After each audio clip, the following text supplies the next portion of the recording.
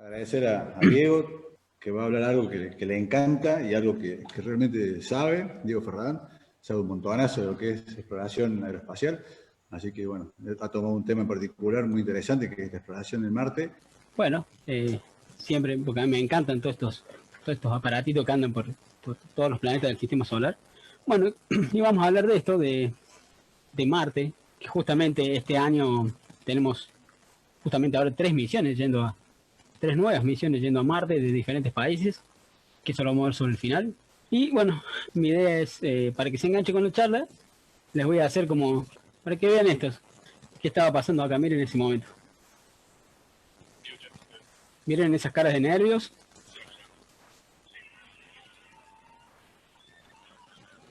Bueno, y ese...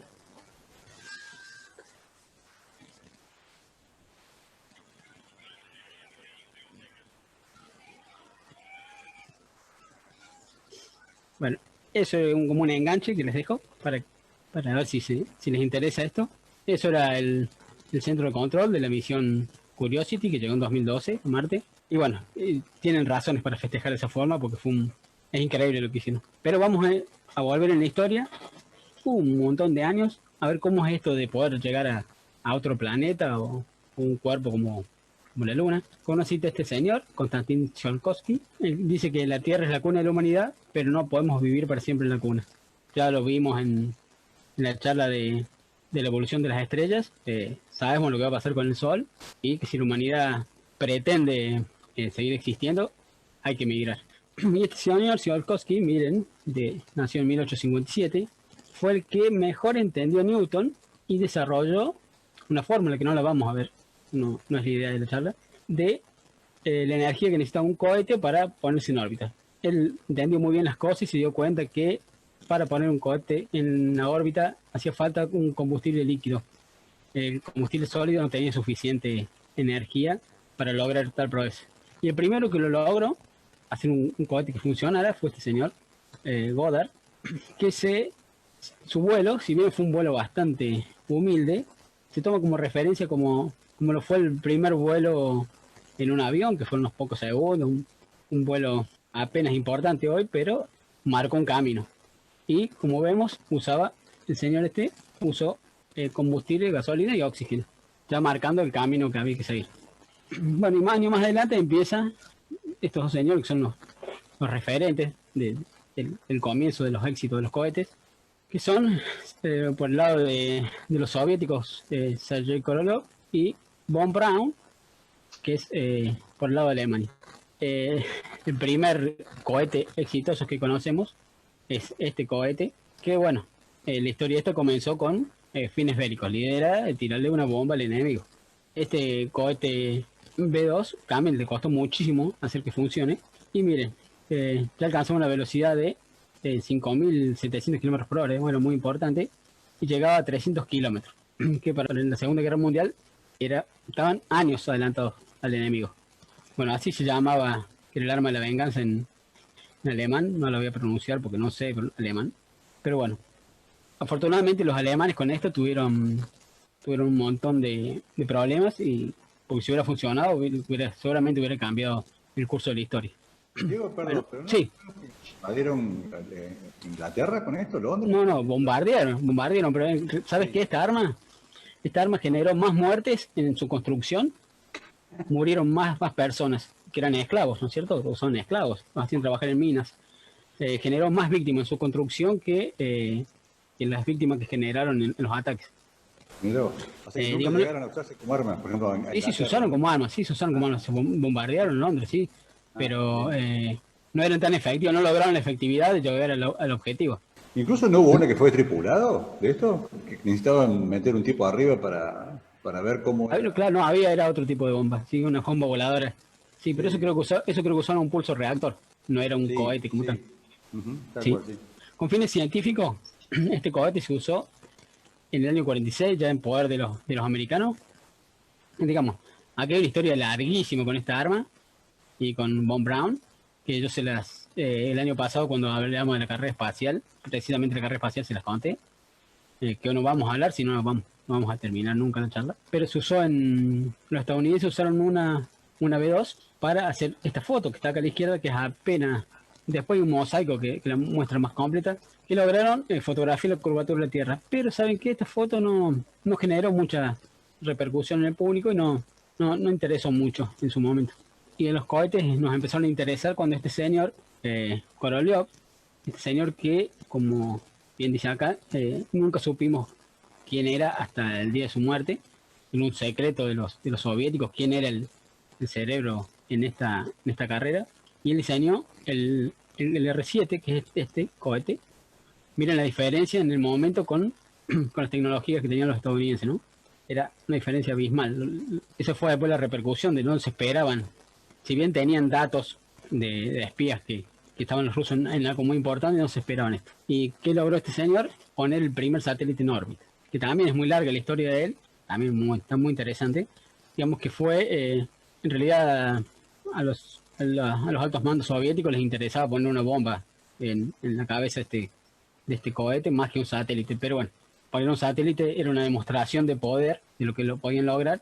Me pusieron en que en realidad era una bola de metal de 60 centímetros, pesaba 80 kilos, tenía baterías y tenía un transmisor de radio para transmitir una telemetría, tenía algunos sensores térmicos, era bastante simple.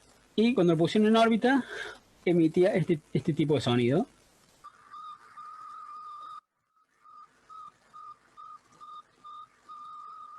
Bueno, ese sonido, que lo podían tomar estaciones de radio de todo el mundo, porque enseguida los soviéticos compartieron cuál era la frecuencia, y generó en el mundo un shock, sobre todo en los estadounidenses, que se dieron cuenta que eran muchos años por detrás de los rusos en ese momento, ocupaban titulares de todos los medios, y inclusive hay gente que dice que lo vieron, ¿no es cierto? Inclusive hay algunos relatos que dicen que se disparó la venta de binoculares, de todos los objetos de observación, todo el mundo quería ver lo que le llamaban la nueva luna soviética. Y los que vieron, en realidad lo que vieron fue la segunda etapa del cohete, que era muy grande. Y bueno, en realidad el Sputnik era muy chico. Era difícilmente alguien lo haya visto desde la Tierra. A este lanzamiento siguió el que siempre genera polémica cuando hablamos en todos lados, porque usaron un animalito. Tengan en cuenta que es el año 57, ¿no? Si ustedes recuerdan la película de las mujeres negras en la NASA, hasta en esta época hasta las personas negras se discriminaban. Así que imagínense, con un animal no había tanta importancia. Hoy sabemos que esto sería imposible. Hoy tenemos sensores que pueden reemplazar tranquilamente un ser vivo, no hace falta hacer esto. Bueno, en el momento fue lo que hicieron. Y bueno, el perro estaba condenado porque el Sputnik 2, como se llamó el satélite, no tenía posibilidad de retornar, porque no tenía escudo térmico ni los sistemas necesarios. Y también, bueno, generaron otro shock, ¿no es cierto? Titulares de los medios de todo el mundo hablando de los rusos y el animal que habían puesto en el espacio. Y para que vean, bueno, animales en el espacio se pusieron un montón de veces, inclusive se pusieron mosca, gusano, un montón de animales, ratones. Y en eso Argentina, miren, en el año 69, Argentina estaba dentro de los primeros países en el mundo, de los 4 países que podía poner un animal en la estratosfera, que fue el monito Juan. Pero previo al mono Juan también hubo un ratoncito, que se llama Belisario, cordobés también, que es el orgullo nuestro. Córdoba tuvo un astronauta, aunque bueno, en realidad el vuelo que hizo Belisario llegó a un poco más de 2 kilómetros de altura, y el experimento era probar el efecto de las aceleraciones en un ser vivo. Pero el mono Juan sí llegó con un cohete mucho más importante, que era el Canopus 2, llegó a 82 kilómetros de altura, y bueno, y fue recuperado con vida. La cápsula con su paracaídas llegó bien. Esto fue en Chamical, en una zona bastante desértica usaron, porque el miedo más grande que tenían es que el mono cayera en alguna laguna o algún lugar donde se pudiera entrar agua en la cápsula y ahogarse. Bueno, si bien, digamos, para considerarse astronauta que superaron lo que se llama la línea de Kármán, que es una altura de 100 kilómetros, yo le pongo la ficha a Juan, llegó a 82 kilómetros, así que para mí es astronauta. Y después, bueno, el mono estuvo varios años en zoológico, donde era una atracción. Luego de poner animales, bueno, después Estados Unidos consiguió poner su satélite, que también, bueno, en el primer lanzamiento tuvieron un éxito que que pudieron detectar los anillos de Van Allen, que llevaron un instrumental para eso y funcionó. Y el objetivo siguiente fue la Luna. Bueno, en esos años también se pusieron un montón de satélites de comunicación, un montón de pruebas iban haciendo. Pero miren esto. Miren lo difícil que fue llegar a la Luna. Miren, lo que está acá en rojo son todas las misiones que fallaron. Esta amarilla es una que funcionó parcialmente. Y hasta la misión el Luna 2, que fue la que logró chocarse la Luna literalmente, porque eso fue lo que hicieron. Ir a chocarse la Luna. Que para el momento era una proeza. Este Lunik 2, que en su traducción de su nombre era Mecha, así, que significa sueño. Bueno, ya les voy a mostrar esto, que no hay un videito que dice que no tenía propulsión, para que vean cómo lo lanzaron y lo que significó técnicamente hacer eso, ¿no? Y bueno, lleva algunos instrumentales para intentar transmitir algún tipo de información, ¿no es cierto?, de la Luna. En esos momentos sabíamos muy poco, no sabíamos, por ejemplo, miren, no sabemos si tenía magnetosfera, lleva detectores para ver cómo era el espacio, ¿no? ¿Qué pasó con los rayos cósmicos? Miren, el primer lanzamiento, Luna 1, en un error en la órbita pasa lejos de la Luna, que la idea era chocársela, y en el 2 logran chocarse. Miren, a ver, miren, lanzaban re seguido, lanzaban en junio, septiembre, octubre. Iban como dice, era una carrera, iban lanzando muy seguido.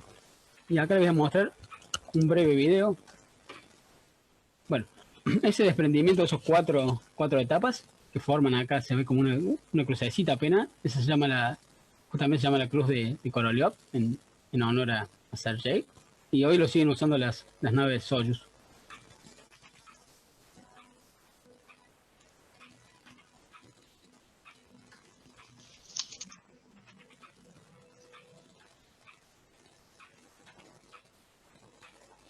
Bueno, ahí se va a ver como la etapa.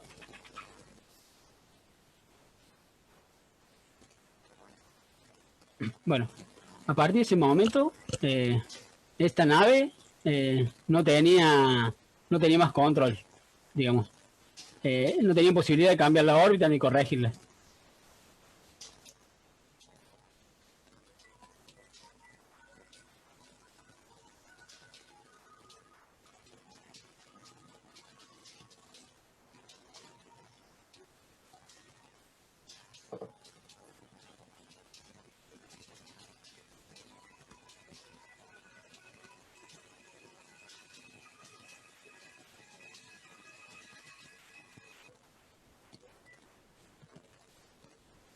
Bueno, en eso consistió esa misión, era impactar la Luna.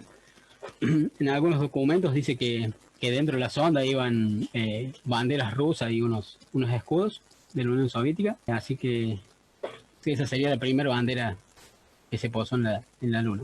Una forma un tanto rústica, pero lo lograron. A lo siguiente que hacen, los rusos logran esto, que fue una misión mucho más pretenciosa. Ya tenían una sonda grande, 278 kilos, era increíble. Inclusive tenía un sistema de fotografía que usaron para sacarle fotos del lado oculto de la Luna, donde este sistema podía revelar la película en órbita y después la escaneaba, y con un sistema tipo un fax, los millennials me van a odiar por esto, pero bueno, con un fax, con ese tipo de señales, la transmitieron a Tierra. Para transmitir a Tierra tenían que volver, así que hicieron una órbita de ida, sacaron la foto, volvieron, ¿no es cierto?, con esta sonda. Ahí se ve esta sonda, una copia en uno de los museos, donde se ve acá tenía el lugar de la cámara abierto. Y la imagen fue esto, miren, digamos, es lo que había en el momento, pero significó un avance importantísimo, y ya veíamos que era notablemente diferente del otro lado de la Luna. Y ahora vamos a una pequeña simulación para que vean. Bueno, se corta. Bueno, la órbita fue básicamente ir hasta el otro lado de la Luna, sacar una foto, volver y descargarla a la Tierra. Para lograr eso, Estados Unidos hizo su aporte sin querer, lo hicieron, porque en ese momento Rusia no tenía una película fotográfica resistente a las temperaturas extremas ni a la radiación.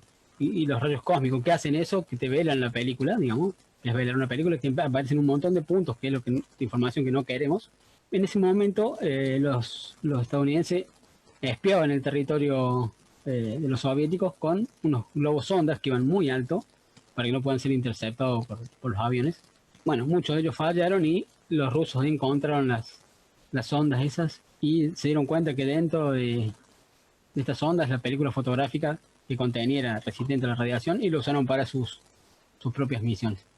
Después, bueno, y cuenta la historia que años más tarde los soviéticos se robaron una de las copias de esa sonda, que algunos documentos dicen que eran una sonda, que eran reales, que tenían todo el material de una sonda real, que iba a una exposición en México, esas exposiciones que se hacían antes, las exposiciones mundiales, donde se mostraba la tecnología. Bueno, aparentemente en alguno de los aeropuertos donde hizo escala, lograron hacerse de la sonda y desarmarla, explorarla y volverla a armar y se la devolvieron. Y supuestamente nunca supieron los soviéticos. Bueno, y otro de los hitos, ya en la Luna también, es que también se mandó un rover a la Luna. Si bien el máximo hito fue el vuelo tripulado, también por el lado de los rusos, mandaron un robot a explorar la Luna. Bueno, esto es lo máximo. Haber mandado el módulo lunar con un rover lunar también, un vehículo que iba desarmado, iba todo plegado bajo el módulo, que los astronautas lo armaban en la superficie de la Luna.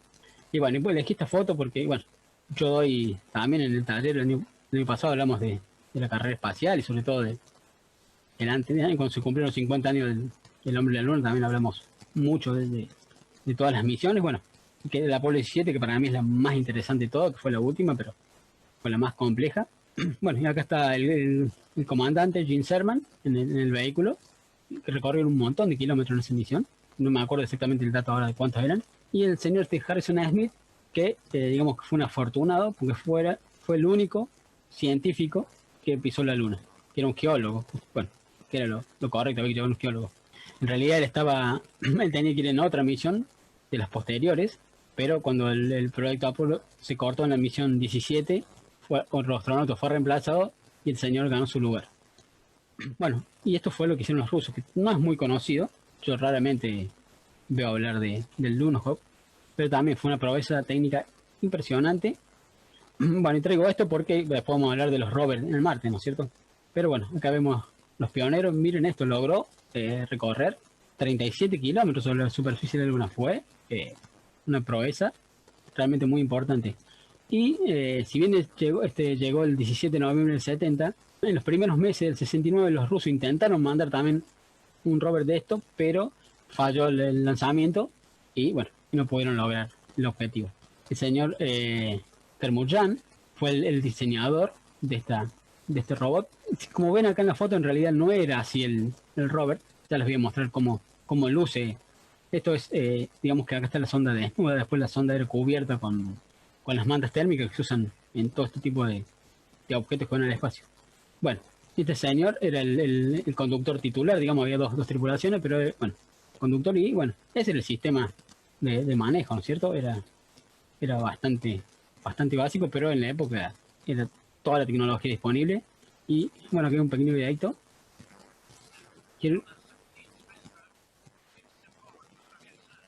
Vale.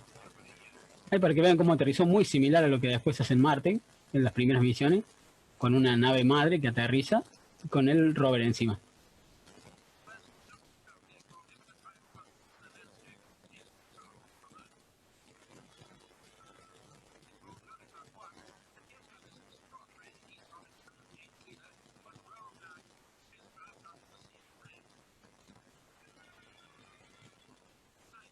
Bueno, ¿qué es lo bueno de eso?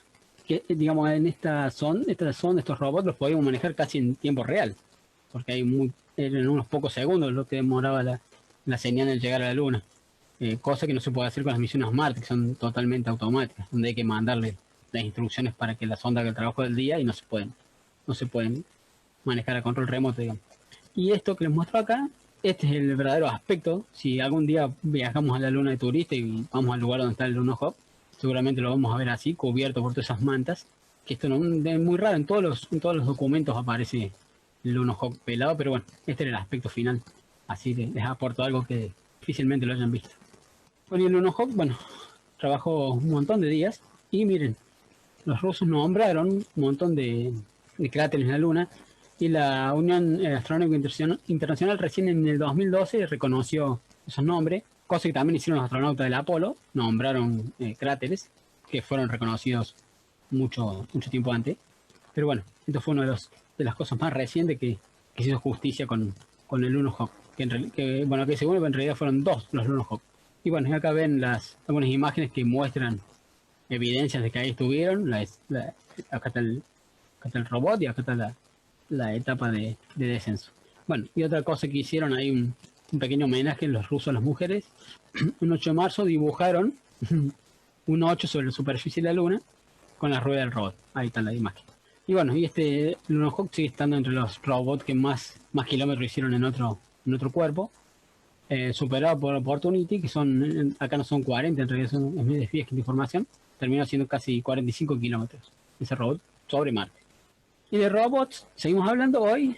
En la luna está este aparatito, que es chino, se llama Chutu 2, que es la traducción es el conejo de Jade, que es una leyenda, un conejito que vivía en la luna. Y este robot, que es bastante pequeño comparado con los robots que hay hoy en Marte, ya lleva un recorrido de 519 metros sobre la superficie de la luna, lleva 21 días lunares, lo que son 600 días. Esto quiere decir que los chinos están bastante caminados, porque esto soportó, sobre todo lo más importante, soportar la noche en la luna que soportar el frío extremo. Y bueno, el frío después volverse a calentar, así que, si bien, bueno, acá los chinos no comparten mucha información, hay fotos y hay material. Y bueno, y lo más importante de esto, que está del lado oculto de la luna. Ahí aterrizaron los chinos. Y para poder aterrizar al lado oculto de la luna, previo tuvieron que poner un satélite para poder comunicarse con este rover. El satélite se llama Kekiao. Y bueno, está en una órbita ahí, una órbita que se llama de Lagrange, una órbita L2, donde es una órbita estable donde puede estar ahí el satélite y estar permanentemente en comunicación del lado opuesto acá a la Tierra. Y bueno, la Luna sigue siendo un objetivo inclusive difícil, miren. Hubo 2 misiones recientes del 2019 que fallaron en su intento de aterrizar. Uno fue de la India, que está el logo de la Agencia Espacial India, y la otra es una empresa privada de Israel. Bueno, siempre estamos acostumbrados a ver la NASA en todos lados. Y bueno, miren, hay un montón de países que están intentando hacer su trabajo. Bueno, ahora sí vamos a Marte. Y acá tenemos, bueno, Marte. Todos sabemos lo que generó Marte, sobre todo hace muchos años atrás. De hecho, el nombre marciano significa todo lo que venga de afuera, nosotros le decimos marciano, porque hace muchos años estaban convencidos de que Marte tenía vida. Este señor Schiaparelli, que después una sonda llegó su nombre, él se convenció de que vio canales en Marte en una oposición en el año 1877, y después otro señor, Percival Lowell, también estaba convencido que veían sistemas de riego, canales, y convencido de que eso era artificial. Miren lo que es Marte comparado a la Tierra, muy pequeño, y la verdad que verlo en el telescopio es un poco decepcionante. Ahí compañero Néstor, que la clase pasada habló, fue uno de los que me dijo que para él lo decepciona ver Marte, que nunca lo había podido ver bien con un telescopio. Bueno, esta foto que está acá es el Hubble. Miren lo máximo que logra el Hubble, ¿no? Esta es una de las fotos también en una posición. No sé qué. Y bueno, y esta es la gran foto de Sergio. Que bueno, ahí ven acá Sergio con la cantidad de aumentos que está viendo la Luna, y Marte sigue siendo ahí un punto pequeñito. Y bueno, ¿y por qué hoy están todas las misiones yendo a Marte? Bueno, Marte es muy parecido a la Tierra. Como vemos, tiene una inclinación similar, tiene estaciones, tiene volcanes. El Monte Olimpo es una de las más grandes, que es muy, muy grande, es 3 veces más grande que la Concagua. Bueno, sabemos que hoy tenemos información, sabemos que tiene unas tormentas de arena muy importantes. El aspecto es rojizo por el óxido de hierro en la superficie. Y bueno, y las misiones robóticas detectaron inclusive también los orbitadores, que siempre los orbitadores nos olvidamos. Y los orbitadores generan un montón de información muy importante, pero bueno, no son tan atractivos como las ondas que descienden. Y hasta el momento no hay ninguna evidencia de que exista o existiera en algún momento vida. Si bien hay algunas controversias con algunos experimentos, pero no hay evidencia firme. Y bueno, esto es el dato que podemos obtener, inclusive hoy hay estaciones meteorológicas. Esto es de ayer, la temperatura máxima fue de 2 grados, esto es donde está el robot Curiosity, y la mínima fue 67 bajo cero. Bueno, las estaciones, bueno, siempre Marte tiene lo que es habitable, digamos, el hemisferio norte es bastante más amigable que el hemisferio sur. En caso de algún día una civilización se instala ahí, seguramente lo harán cerca del ecuador del planeta, y es el hemisferio norte. Y miren, oh, qué título. ¿Por qué le pongo esto, una trampa mortal para la sonda? Bueno, llegar a Marte fue dificilísimo y lo sigue siendo. De hecho, el único país que logró aterrizar con éxito, y cuando digo con éxito es llegar a una sola pieza, ¿no? Y que siga funcionando. Eso es muy importante. El único país que lo logró fue Estados Unidos. Si bien, miren esto, los rusos lograron aterrizar también. La sonda que se llamó Mars 3, la sonda dejó de, unos pocos segundos después de aterrizar, dejó de transmitir. O sea que, como un éxito parcial, como decimos, lo lograron, pero la sonda no transmitió ningún dato científico importante. Bueno, Rusia tuvo muy mala suerte, todas las misiones con fallas, inclusive hasta hace muy poquito. Una misión que después la vamos a ver, que se llamó Phobos Group, también le falló el lanzamiento. Y siempre vemos que decimos, ¿por qué las lanzan todas juntas estas misiones? Ahora van tres, esperaron para mandar tres misiones juntas. Bueno, eso tiene que ver con lo que se llama la órbita de transferencia, que es el momento óptimo para encontrarse con Marte utilizando la menor cantidad de combustible, dejando que las naturalezas y digamos la fuerza de atracción del Sol y bueno, las leyes de Newton hagan lo suyo. Entonces, este señor fue el que planteó ese tipo de órbitas, donde bueno, el delta V es el cambio de energía, donde se aprovecha al máximo el combustible, que es muy importante y costoso poner combustible. Y mientras menos combustible necesitemos, podemos llevar más kilos de instrumental. Básicamente, bueno, una órbita de transferencia consiste en esto: esperar que Marte esté en la posición adecuada y lanzar la sonda. En realidad la sonda la lanzan a ese punto, no la lanzan a Marte, la lanzan a ese punto para que cuando Marte llegue ahí, la sonda llegue junto con él y quede o atrapado por la gravedad o directamente ingresar, como hacen las misiones ahora de los estadounidenses, que llegan y no se quedan orbitando, sino que llegan y entran directamente al planeta. Bueno, esto se da cada 26 meses, esa posibilidad.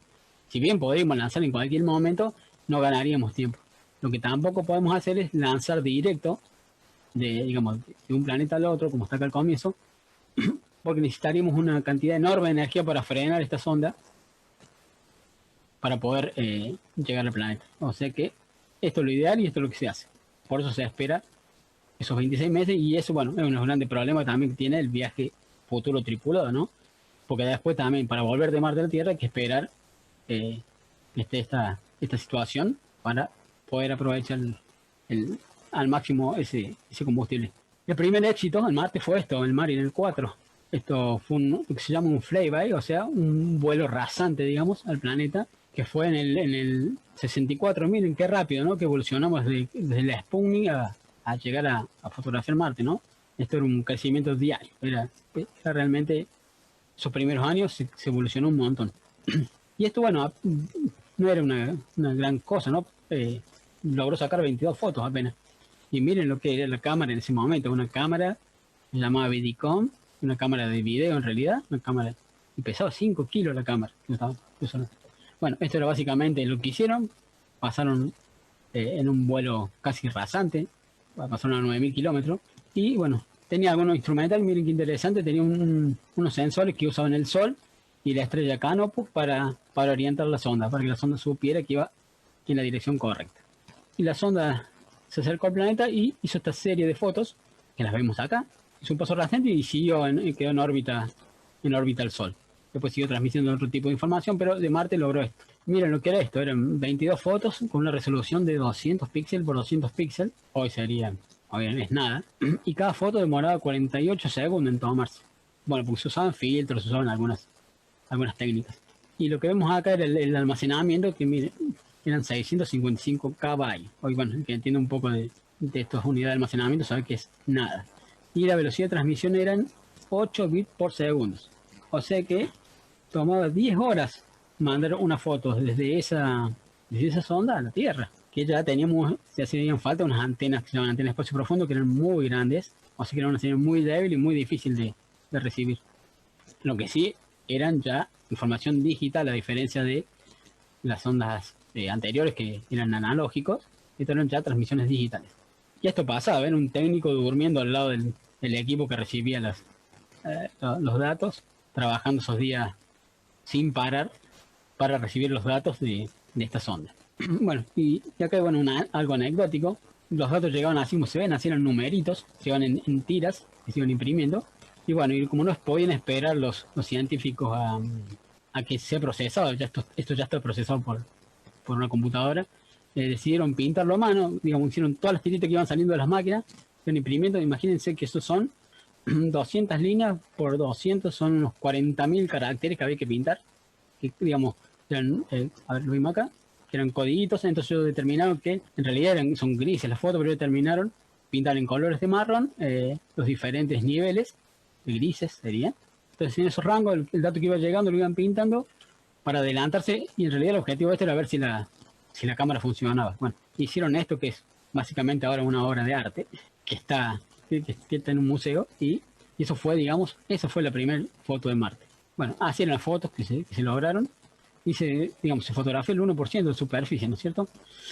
Ese 1% fue suficiente para echar por tierra todas las ideas que teníamos de Marte y ver que era muy similar a la Luna, que había cráteres, un lugar desierto, y bueno, y no había grandes esperanzas. Igual se siguió adelante con esta misión que vamos a ver ahora. Había que ir y aterrizar. En una de esas había vida de otro tipo, que no tan grande, no había una civilización, pero seguramente pensaban que había vida. Y miren esto que les contaban: aterrizar suavemente en Marte no es fácil. Solamente 8 de las 17 misiones que lo intentaron lo hicieron con éxito. Acá les voy a mostrar un grafiquito de las misiones. Bueno, como ven, los rusos aterrizaron, pero falló. Después las Viking, que eran 2 misiones, aterrizaron las 2 con éxito. La Agencia Espacial Europea intentó con este Schiaparelli, esta sonda, también se estrelló. También la Agencia Espacial Europea intentó con la sonda Beagle, esta, que bueno, pero esta no le tenían tanta fe como ya tenía Schiaparelli, también se estrelló. Bueno, y también, bueno, los estadounidenses tuvieron algunas sondas que se estrellaron, que ya vamos a ver cuáles fueron. Y el primer intento de aterrizar en Marte también lo hicieron los rusos, con la Mars 3, que llevaba un orbitador y un aterrizador. El orbitador mandó este tipo de imágenes así, y el lander era muy similar a una de las misiones Luna, que aterrizaron con airbag, que pudieron sacar fotos. Pero un dato a destacar, que ellos intentó llevar un pequeño robot, se llamaba así, prop, que tenía un medidor de densidad. Iban a ir a taladrar la superficie. Era un robot con un cable, así lo iba a ir a unos 5 metros alrededor de la sonda. Pero bueno, esto ni bien aterrizó, falló. Bueno, y el gran éxito fue el Viking, en busca de evidencia de vida. Esta sonda estaba pensada para eso. Ellos iban a buscar vida, a fotografiar. Estaban convencidos que tenía que haber algún tipo de insecto, algún tipo de ser vivo. Y esta sonda, que aterrizó el 20 de julio del 76, bueno, esto en realidad iba a un orbitador y la sonda iba a acoplar al orbitador. Primero quedaron en órbita y después hicieron el momento de aterrizar. Tenían planeado aterrizar el 4 de julio. Yo siempre digo que eligen esa fecha para los conspiranoicos, para volverlos locos, porque justo el día de la independencia de los Estados Unidos, querer aterrizar una sonda es como muy, muy fuerte, ¿no? Bueno, lleva material para analizar la atmósfera, termómetros, un experimento para buscar vida que hace poco salió en las noticias, todavía sigue siendo al menos controvertido el resultado. Algunos que sostienen que encontró que hubo vida pasada, otros dicen que no, que está mal el experimento. Entonces eso todavía está ahí. Y el presupuesto en ese momento fue 1.000 millones, era muchísimo dinero lo que se gastó en esta sonda. Esta fue la de acá abajo, la sonda ahí, la foto esa del piecito fue la primera foto, que llegó en blanco y negro. Y bueno, y esto era el paisaje, desolación. Esta aterrizó en un lugar bastante complicado, con muchas piedras, pero bueno, no estuvo lo que se esperaba, ¿no es cierto? Y bueno, básicamente hasta aterrizaba, entraba en la atmósfera, tenía un escudo, así un vuelo, salió el paracaídas, fue con retrocohetes, llegaba a la superficie. El señor Carl Sagan fue uno de los grandes científicos que apoyó esta misión y trabajó en ella. De hecho, hay uno de los capítulos de Cosmos, no me acuerdo si era el 8 o el 5, no me acuerdo cuál es, que habla un rato largo de esta misión, que está muy bueno para ver. Y bueno, estas son algunas, las puse como para que vean. Igual en la web hay muchísimas fotos para ver. Y el orbitador, lo puse esto porque es gracioso hoy, generó algunas fotos como esta, ¿no es cierto? Tenía, generaba fotos de poca resolución. Esta supuesta cara o esfinge, como llamaron en el momento en Marte, generó una controversia. Los medios, bueno, imagínense, tuvieron para escribir miles de páginas sobre esto. Inclusive por todavía acá conservo, tengo algunas revistas de la época donde habla de la Esfinge, que ya habían logrado mapear ahí un lugar donde había pirámides y bueno, todo un montón de cosas que se imaginaban. Lo cierto es que una sonda actual ve esa imagen, la ve así. Es un monte que bueno, que por la sombra del momento dio la apariencia de ser un rostro, bueno, pero no, es un monte. Y hoy lo podemos ver así, con mucha resolución. No hay nada raro ahí. O sea, hay otra foto más ahí, casi en la misma posición, ¿ven? Muchos años después, con mejores cámaras, logramos este aspecto. Bueno, imagínense lo decepcionante que fue que por 20 años Marte quedó casi a un lado en las misiones espaciales. Bueno, entonces imagínense, pasaron 20 años, o sea, que Marte quedó al lado, hasta que llegó un señor con un nuevo enfoque en las misiones espaciales que se llamó Daniel Goldin, que era el administrador de la NASA, y él básicamente planteó que no se podía gastar tanto dinero para hacer una sola misión, sino que había que hacer misiones que fueran, como dice acá, rápidas, mejor y baratas. O sea, casi bueno, lindo y barato. Bueno, este señor, si bien era muy interesante su enfoque, otra de las cosas que hizo fue el que radicó, digamos, el loguito de la NASA, que tanto, digamos que sobre todo los fanáticos de la NASA más viejos, tanto nos gusta, el loguito del gusano. Bueno, entonces el señor fue el que decidió que no se utilizara más. Entonces ya tiene un punto en contra, para mi gusto. Bueno, le vamos a poner el loguito más grande para que se enoje. Bueno, y ahora se está usando de vuelta. Lo siento, David. Daniel, ¿no? No, David. Lo siento, pero se está usando de nuevo el loguito. Bueno, él apuntaba a que se llama el logo albóndiga. Bueno, y de ese programa que propuso este señor que se llama Discovery salió esta misión, Pathfinder. Y él se lanzó en el 96 y aterrizó el 4 de julio del 96, dieron el gusto de aterrizar el 4 de julio del 97. Esta misión era un aterrizador que llevaba un pequeño robotito que se llamaba Sojourner, que era muy, muy básico en comparación de lo que hoy se hace, pero este robot generó una locura. Y cuando yo digo una locura, es literalmente una locura. Si ustedes chequean tapas de medios, por ejemplo, yo chequeé algunas como el New York Times y casi creo que ocupa 5 días seguidos está en la tapa esta misión.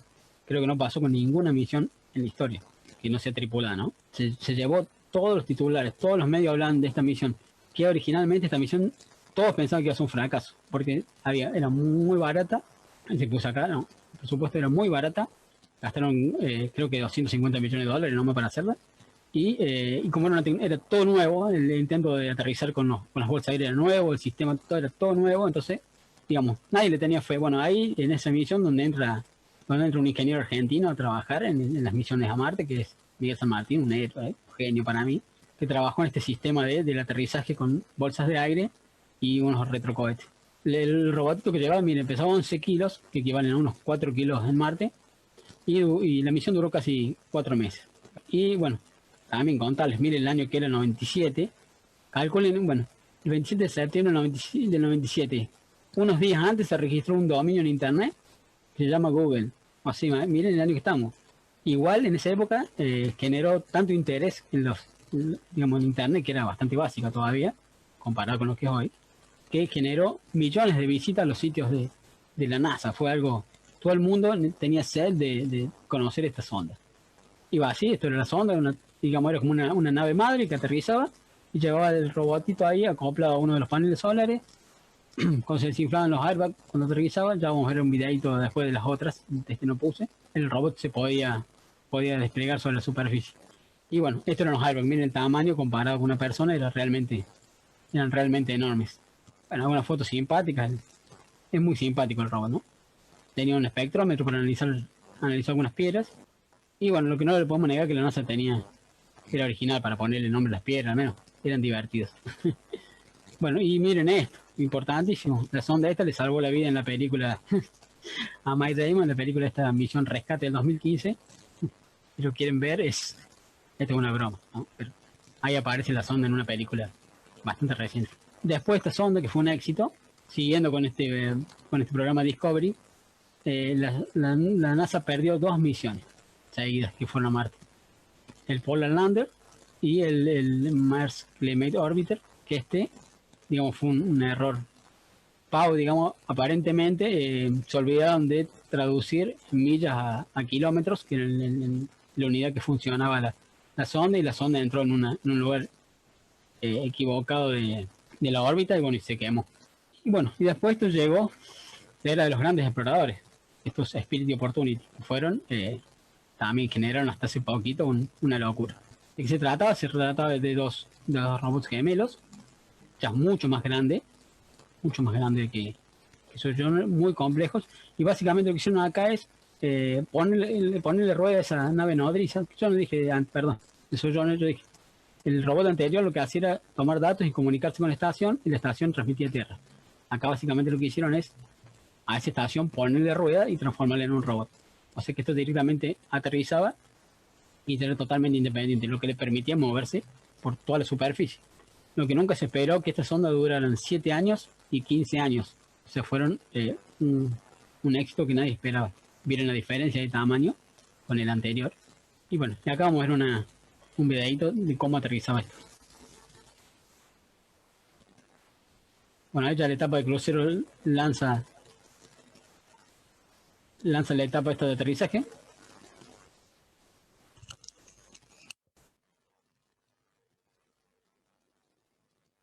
Bueno, esta secuencia que vemos ahora es la que denominan los 7 minutos de terror. Esos 7 minutos del tiempo que demora esta, digamos, el que demora la nave en entrar a la atmósfera de Marte hasta tocar la superficie. Miren la situación de las caras de nervio del momento. Bueno, lo que se está relatando ahí en realidad son varios minutos después, porque sabemos que la diferencia de transmisión de Marte a la Tierra es todo esto ya había pasado. Cuando nosotros estamos entrando a la Tierra, ya el robot ya estaba aterrizado con éxito, ¿no? Pero siempre el dato que vamos recibiendo es el pasado.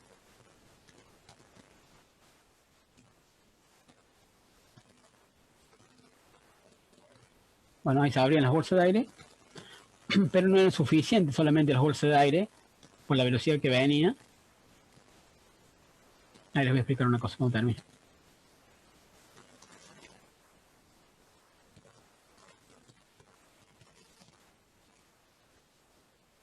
Bueno, esto que se ve acá, los saltitos, es una recreación de lo que realmente pasó, ¿no? No es aleatorio. La cantidad de saltos y golpes se hizo después de que devolvió información el robot.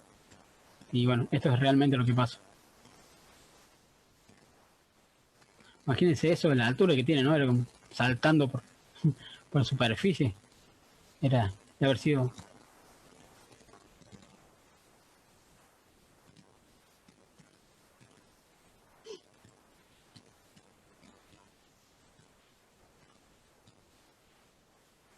Miren, ese es el argentino. Ese es Miguel.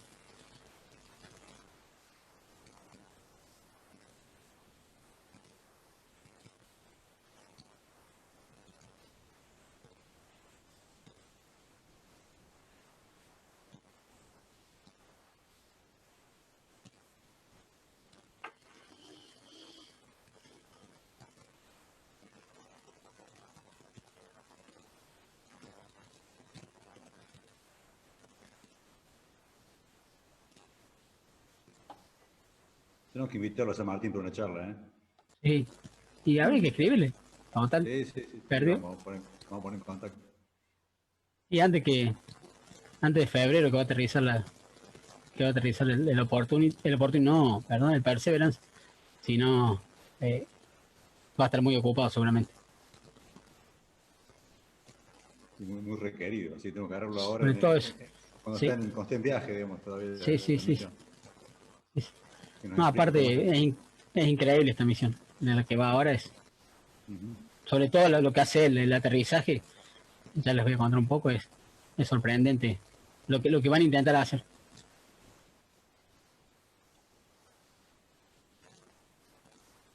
Bueno, ahí básicamente se desplegaba el robot, vamos a ir. Bueno, así va en la etapa de descenso, se abrían los pétalos, salía el robotito que iba todo plegado y ya podía recorrer la superficie de Marte.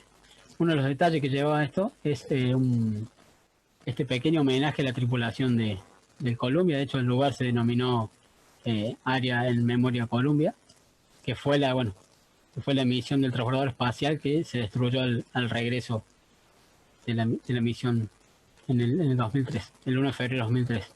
También en ese homenaje a esa tripulación se nombraron estas montañas.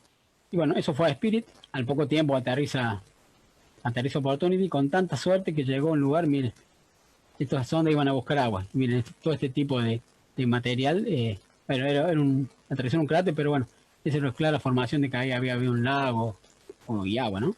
Bueno, y este robot fue uno de los grandes misiones de la NASA. Recorrió, imagínense, 45 kilómetros, estuvo 15 años andando. Este es más o menos el mapa del recorrido. Son un montón de lugares que visitó, sacó miles de fotos y lo terminamos perdiendo el robot en una gran tormenta de tierra. Hace poquito esto también generó una sensación en las redes sociales de la gente. Pedía por favor al robot que reviviera.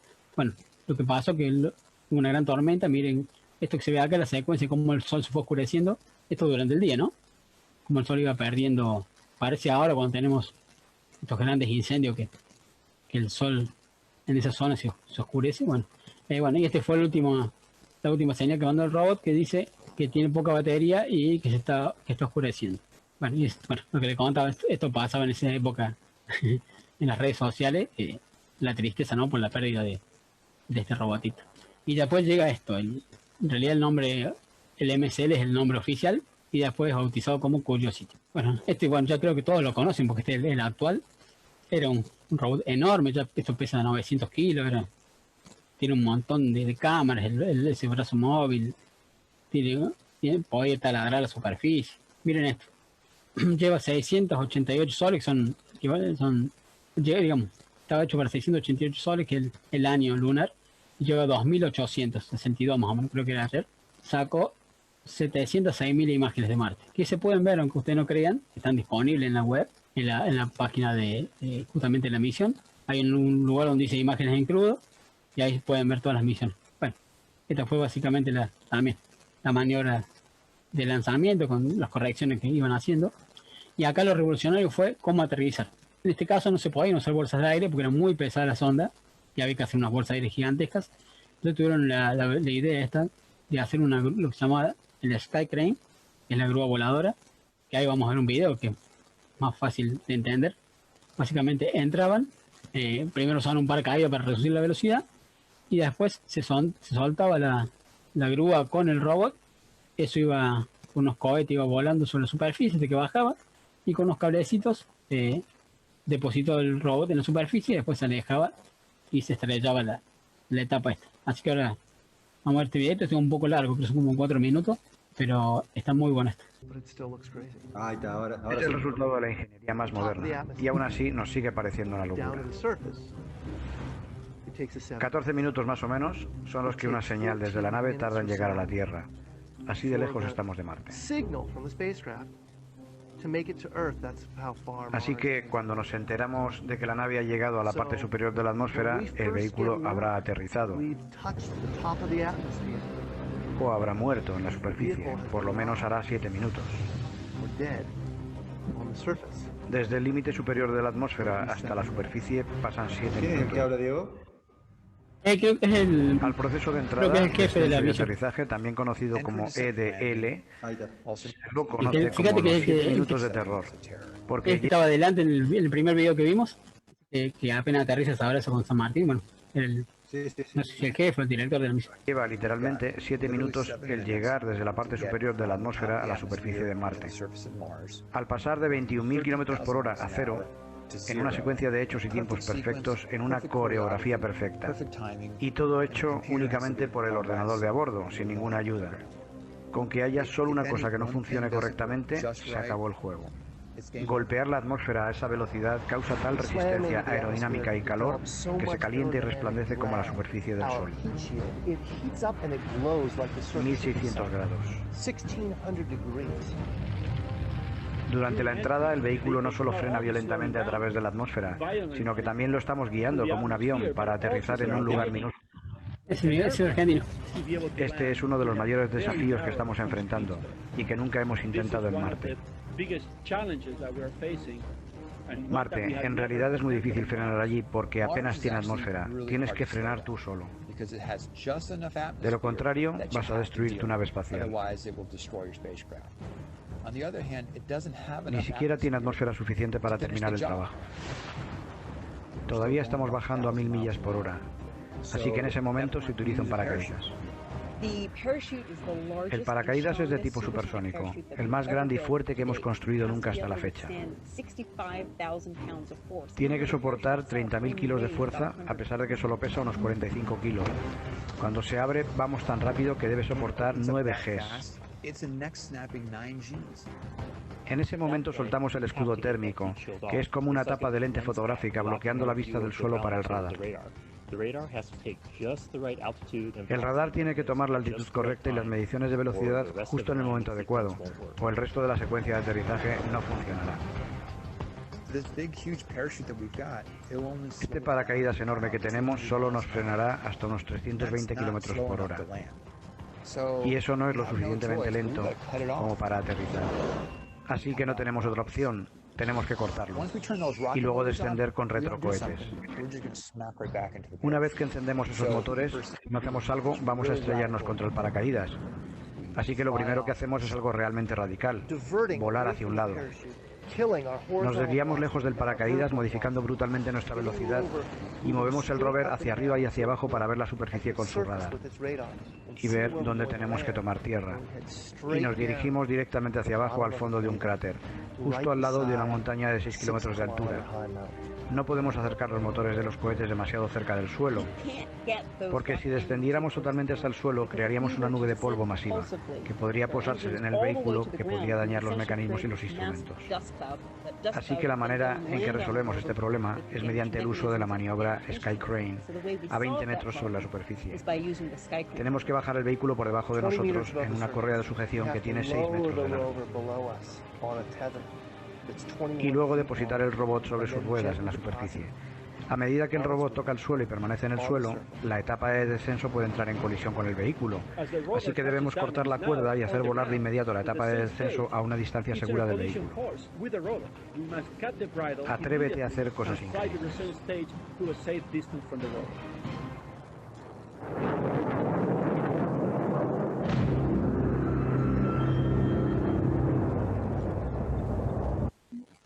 Bueno, vieron todas las cosas que tienen que salir bien, ¿no? Para que aterrice. Increíble. Pero hay un pernito que falle, un hilo del paracaídas que no se extienda bien, o de la grúa, cualquier, digamos, que si falla el 0,1% de la emisión, toda la emisión falla, así que es increíble. Y lo que vemos acá, que vemos que se llaman las elipses de aterrizaje, este era el nivel de precisión que se lograba, ¿no? Miren cómo fue del año 97 a lo que va a ser ahora Mars 2020, que es la próxima misión. Y ya tienen una capacidad de aterrizar en eso, en 13 kilómetros por 7. En esa precisión pueden aterrizar en un lugar. Bueno, y aterrizar lo más cerca posible en un lugar es importante porque siempre tenemos un objetivo científico y mientras más cerca lleguemos a ese objetivo, más fácil es llegar. Bueno, este es Miguel en Argentina. Bueno, esto que ha hecho yo lo fui a ver, estuve en Tecnópolis en el año 2012, fue poquito, miren, 9 de septiembre, apenas un mes después de que aterrizó el robot. Así que bueno, fue muy buena esa charla. Bueno, vos Sergio ya la sabes, ¿está? No le digas. ¿Cuál fue la misión más importante del robot? Miren esto, la primer selfie en Marte. Para los momentos que corren, importantísimo, ¿no? Así que el robot se sacó una fotito ahí y nos regaló esa imagen genial. Bueno, esto es lo que le decían. Si quieren ver las fotos, son un montón. Entran ahí al sitio de Mars en NASA, entran a la misión Curiosity y van a ver que hay dos enlaces multimedia. Este de acá arriba no es, vayan a este de acá abajo, que son diferentes, no es lo mismo. Y ahí dice imágenes sin procesar y ahí tienen todo, de todas las cámaras, de todo. Es increíble ahí. Y suben todos los días ahí, hay fotos y fotos, así que pueden divertirse un rato. Bueno, ahora vamos a esto, lo que se viene al año 2020. Ya todas las ondas están en camino. Y miren esto, hay un nuevo país en esto, que es Emiratos Árabes, que también es Emiratos Árabes, no es un error. Y con la misión está Hope Mars. Pero miren, ¿no? Los Emiratos Árabes hace poquito enviaron un astronauta a la estación espacial con la sonda Soyuz de los rusos. Si bien esto lo hacen por su poder de dinero, no es criticable porque, digamos, muchas agencias del mundo pagan para mandar a sus astronautas, así que sabemos que hoy solamente 2 países, hasta hace poco era uno solo, hoy solamente 2 países pueden enviar astronautas a la estación espacial, así que tiene su mérito. Y en realidad, miren, si bien la misión dice Emiratos Árabes, fue desarrollada en colaboración con la Universidad de Estados Unidos. Para comunicarse voy a usar el sistema de espacio profundo de Estados Unidos, si bien instalaron en Dubái una antena, pero van a utilizar esto. Y el lanzamiento lo van a hacer los japoneses, que tienen un cohete que es muy confiable, de hecho funcionó bien, pero muy costoso. Pero bueno, se ve que los Emiratos Árabes, esto no es un problema, el costo.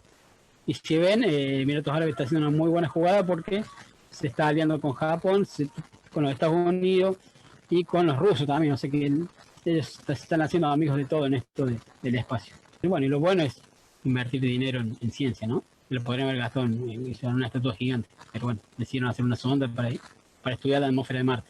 Y bueno, y otros de los grandes competidores que se vienen son los chinos. El loguito de la Agencia Espacial China, ¿no? Tampoco no es tan famoso. Y bueno, y los chinos en su primera misión a Marte, que se llama Tianwen, van con todas. Digamos, van a poner un orbitador, van a ir con un lander y el lander lleva un robot. O sea, todo a la vez. En el primer intento, no andan con chiquitas. Y Argentina fue parte de esta misión en el lanzamiento, aportando telemetría a la misión. Si ven, esto es el cohete que se lanzó el 23 de julio. Bueno, y colaboraron, mira, ahí están los franceses, austríacos, la Unión Europea, o sea, la Agencia Espacial Europea. O sea, un montón de países también colaboran con China, tanto con instrumental como con nosotros, con las antenas. Pero bueno, esta es la antena que está en China, en Neuquén, para monitorear la sonda. Imagínense que Estados Unidos no le va a prestar la red de espacio profundo a los chinos de ninguna manera, como lo hace con Emiratos Árabes. Y el robot es Diego, perdón. Sí. ¿Esa es la antena tan controversial que Sí. se habló en la Patagonia? Sí. Exacto, hay 2 antenas. Esta es la más grande. Esta es la más grande, la de 35 metros, y otra antenita más chiquita también, está ahí cerquita.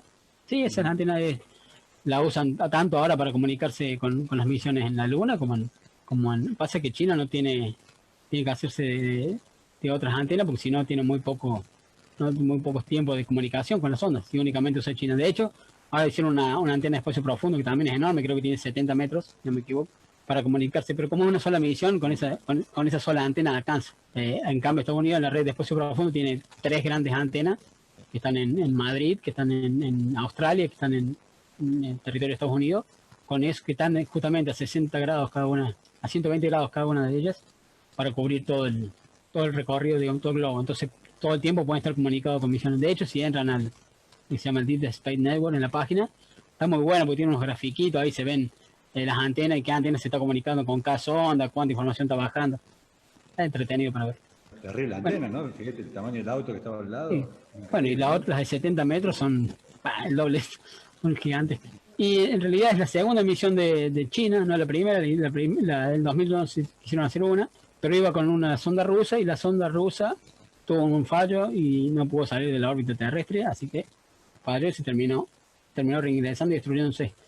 También, digamos, Rusia tiene la mala suerte. En el 96 Rusia intentó también creo que esa misión iba a Phobos, y la misión despegó de Rusia y aterrizó cerca de Bolivia, digamos. Ese fue todo el recorrido. También una falla en lanzamiento. Digamos, lo que es Rusia desde el fin de la Unión Soviética no tuvo éxitos en misiones. Bueno, y esta misión de los chinos se va a poner en órbita. Los chinos van a cartografiar el Utopia Planitia, que es el lugar donde van a intentar aterrizar, porque, digamos, las fotos, las imágenes que tienen no tienen la presión que necesitan, y seguramente la NASA no les va a prestar sus mapas de precisión. Entonces los chinos van a cartografiar ellos mismos la zona, y ahí van a decidir cuándo aterrizar. Aparentemente sería abril del año que viene. Y esto, bueno, es otra de las misiones que trae China. Ya anunció que intentarán traer muestras de China también, de Marte. Ya hay misiones para intentar directamente ir a buscar muestras y traerlas de nuevo a la Tierra para analizarlas, porque se pueden mandar robots muy complejos, pero siempre en los laboratorios de la Tierra se puede hacer mucha mejor ciencia sobre su material. Eso también destapó lo que vamos a ver en Estados Unidos, que ahora Estados Unidos también creció el interés, mágicamente creció el interés en ir a buscar muestras. Y sobre todo la financiación, que es lo importante.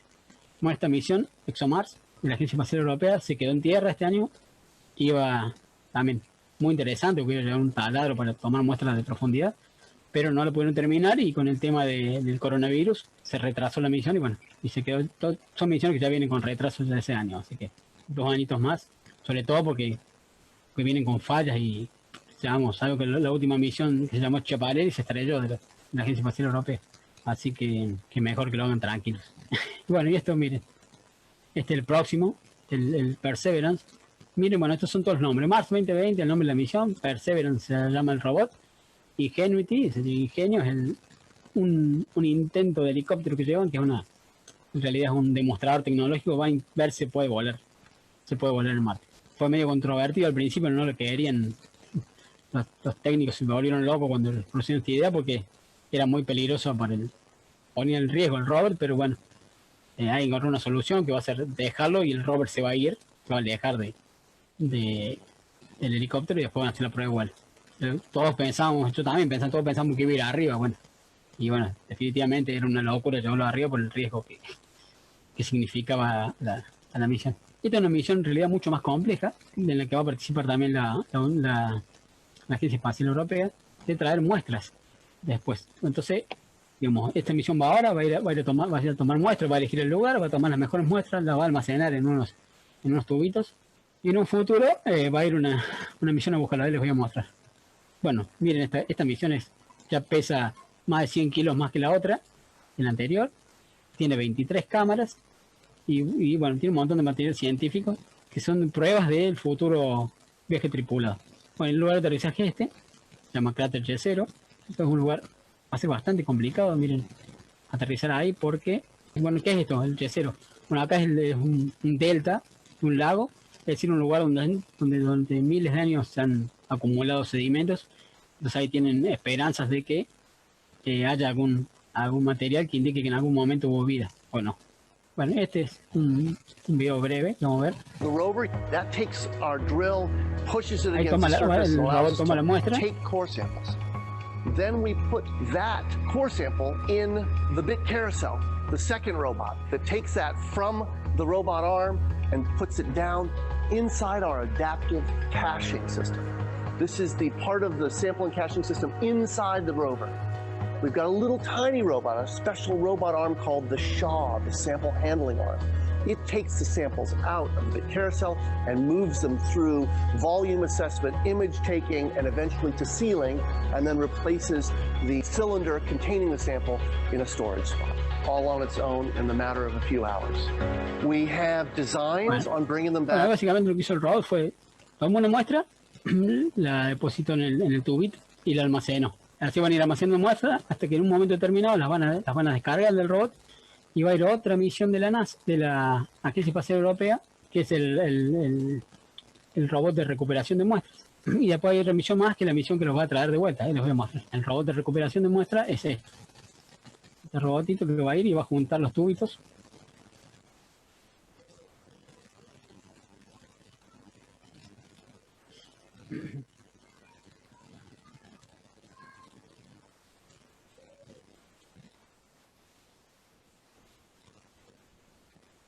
A ver, juntando esto no tiene sonido, este video. Voy a ir juntando los tubitos de muestra. Muy simpático el robotito.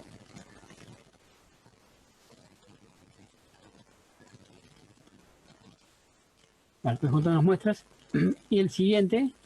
Pensé que los dejaba todos juntos en un solo lugar, así que el robot También. va a tener que recorrer También, pero hacer el mismo recorrido que toda la sonda. Claro, es más, yo pensé que era un contenedor, pero no encontré mucha más información precisa. Yo pensé que es un solo contenedor, pero bueno, hasta ahora esto es lo que sería.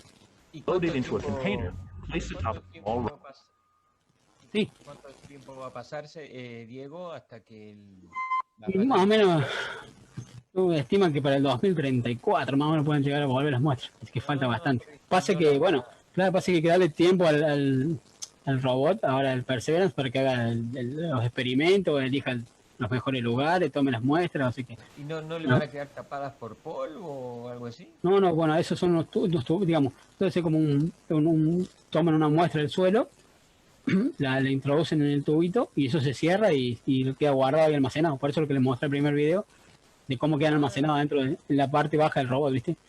Inclusive, bueno, yo sé que a vos te gusta, Néstor, hay algunos materiales que cuentan cómo hicieron para esterilizar unas técnicas extremas, para que no quede ningún rastro de vida en esos tubitos, para que a la vuelta lo que encontremos no sea vida de origen terrestre, ¿no?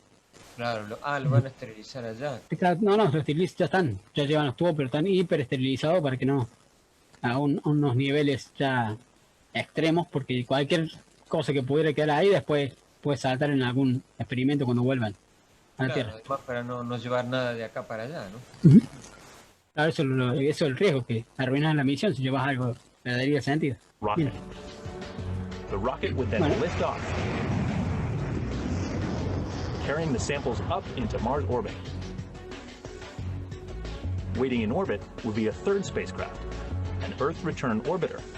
Bueno, ahí deja la muestra en el espacio y va otra sonda, lo captura, lo coloca ahí en esa pequeña cápsula que hay ahí, que sería la que... Scientists around the world would be able to study them in state-of-the-art laboratories for decades to come. The payoff of a sample return would que be sería la que retornaría a la Tierra. Bueno, esto todavía está en proceso, ¿no? De construcción, de eso, pero eso sería el futuro, traer muestras. Y ya en un futuro muy lejano, si todo anda bien, esto es un concepto de ir a Marte, que hasta ahora yo pensaba que, bueno, siempre cuando uno ve diarios, inclusive en las webs, todo eso, siempre faltan 20 años para ir a Marte, desde los 80. No sé qué. Y si me preguntan cuánto falta, y no sé, 20 años. No, esa respuesta no creo que la tenga nadie hoy. Y bueno, sería un concepto. Bueno, y vamos a cerrar con esto. Miren esta frase, que dice, sea cual sea la razón, ya, digamos, este señor le está hablando a un humano que está en Marte, ¿no? Dice, sea cual sea la razón por la que te encuentres en Marte, me alegro de que estés allí y desearía estar contigo. Y la dijo este señor, digamos, Carl Sagan, que fue un fanático de estas misiones. Me parece una frase muy genial y su sentimiento de saber que ya no iba a poder ver humanos en Marte y dejarles este pequeño mensaje. Y bueno, y eso es todo. Bueno, buenísimo, Diego, muy bueno. ¿Cuántos grados en la Luna? Varía, viste que hay temperatura de día, Sí. hace cientos de grados centígrados y de noche también. No me acuerdo específicamente, pero bueno, ese es uno de los grandes problemas en las misiones, que mantener la temperatura, sobre todo el riesgo, digamos, lidiar digamos, en el día no es tan complicado lidiar contra el calor como sí durante la noche, ¿no? Que el frío en las ondas los termina destruyendo. Por eso muchos llevan unos calentadores nucleares con algún material radioactivo que las mantiene calientes, y el sistema que circula algún tipo de líquido de refrigerante. Y bueno, inclusive en los Lunokhod, como que veíamos, fue uno de los grandes desafíos, que era muy difícil deshacerse del calor que generaba la sonda, y después era muy difícil mantenerla caliente durante la noche de la Luna. Recuerda que son 14 días que está la oscuridad. Acá preguntan también si Marte tiene actividad geológica. Se escapa un poco ya Sí, la especialidad que es la parte de exploración. No, es la única. No. La misión InSight, llevó ahí un instrumental para medir terremotos. Así que muy preciso. Inclusive tenían idea de llevar una sonda, un trépano para medir la temperatura del núcleo, y bueno, viste que se estuvo fallando, eso como que rebotaba la superficie, sí. No lograron hacer que entre la sonda esa como pretendían. Manda el percutor. Exactamente, parece que lo que pasa es que la superficie es como que es más blanda de lo que ellos querían, entonces como que rebotaba, digamos, no entraba la sonda, como que era una superficie arenosa. ¿No viste que después le empujaban con la palita de la sonda, hicieron un montón de cosas, sí, en el intento de que entrara? Bueno, la verdad que también me sorprendí desde que en 1960 se está haciendo misiones a Marte. La verdad que yo tampoco... Sí, enseguida. Y en simultáneas con las de la Luna. Claro, como se llama. Sí, bueno, inclusive también a Venus. Inclusive también a Venus. También había las misiones Mariner 2, que creo que hoy se cumplió el aniversario. Mariner 2 también iban a Venus. Bueno, pero también es increíble lo que hicieron ahí con Venus, y aterrizar en Venus también fue sorprendente cómo lo lograron. Hay una pregunta también, bueno, la respondiste, pero no importa, podrías reforzar un poquito, de por qué no se usan más los airbags en aterrizaje en Marte. Por lo menos las misiones chicas, ¿no? Porque, bueno, viste, las misiones chicas siguen aterrizando con retrocohete, como InSight, porque el retrocohete es más preciso para elegir el lugar. Y bueno, y una de las cuestiones de esa mezcla de mecánico, un aterrizaje mecánico, como es el airbag, que eso es aleatorio, eso empieza a rebotar y no sabes dónde va a quedar, digamos. Y hoy ya la tecnología de radares, de ordenadores permiten, digamos, las primeras eran una prueba y a ver qué pasaba. O sea, aparte había menos presupuesto, había que hacer misiones más chicas. Bueno, justo me dio el pie. Bueno, la misión que va ahora tiene una precisión, va a usar un sistema que se llama aterrizaje por referencia al terreno, que lleva la sonda, digamos el robot, una sonda, lleva un mapa de Marte del lugar donde quieren aterrizar. Y ese mapa, también me dio un pie para contarles esto, tiene una cierta hora y un cierto día del año. Por eso el aterrizaje va a ser sí o sí el 18 de febrero, aproximadamente a las 5 de la tarde Argentina, porque en ese momento coinciden las sombras, digamos, las condiciones de iluminación, donde está el sol, los días del año. Si es que no hay ninguna tormenta de arena, esperemos que no, porque eso va a complicar la misión. Entonces el robot ahora va a poder comparar el terreno con la que tiene cargado, va a saber dónde está y va a poder corregir su trayectoria para ir al punto donde quieren aterrizar. Miguel inteligente de reconocimiento de imagen. Claro, ya es aterrizar bueno, eso es lo que dijo San Martín, aterrizar con precisión en el lugar donde quería. Y él dice que aterrizar en el cráter Y0 es aterrizar entre la espada y la pared, dijo, porque digamos es un lugar complicadísimo y cualquier falla significa que la misión se puede estrellar. A ver, dice, a mí lo que siempre me intrigó es cómo, bueno, con la Pathfinder hacían para que la sonda desde siempre en la posición correcta para desplegar. Bueno, es la misma pregunta que hice yo, ¿te acordás? Sí. ¿Cómo hicieron para que quedara? Bueno, ahora la investigamos. Arriba, Ahora la investigamos, ahora saben, bueno, por eso tenía la forma de tetraedro, esa piramidita. Eso hacía que cuando se abrieron los pétalos, tuviera la posición que estuviera, la sonda los pétalos tenían fuerza para desplegarla correctamente. Entonces, podía caer en cualquier posición, que cuando se abrían los pétalos, la sonda quedaba en la posición correcta, sobre todo también en los MERS, en Opportunity y Spirit, que podían quedar cabeza abajo de cualquier forma. De hecho, bueno, te acuerdas que te mandé un documento donde dice que Spirit quedó en posición perfecta, o sea, no tuvieron que moverlo. Nos vemos. Las gracias. No, gracias a vos. Sepa la gente que dar una charla de esta lleva mucho tiempo de preparación. Hay unas cuantas horas de sentarse, preparar todo, investigar, hacer la presentación, así que le agradecemos un montonazo a Diego. Muchas felicitaciones para Diego por la Felicitaciones. Gracias, Diana. Gracias, Néstor. Está diciendo las felicitaciones que hay en el vivo de Facebook, que tenés muchas felicitaciones ahí. Bueno, gracias.